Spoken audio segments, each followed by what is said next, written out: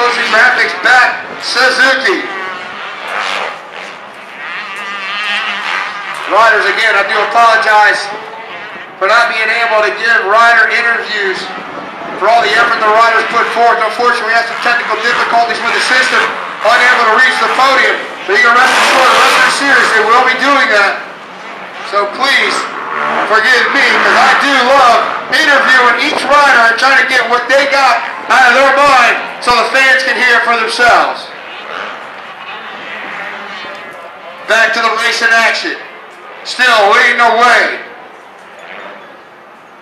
On to number 19, as they come into view to the far left side of the race course.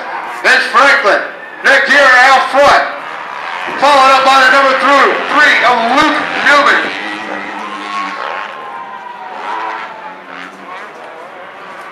One second separate first and second. Sits comfortably in third. In the fourth spot, number 21 of Bryson Taylor.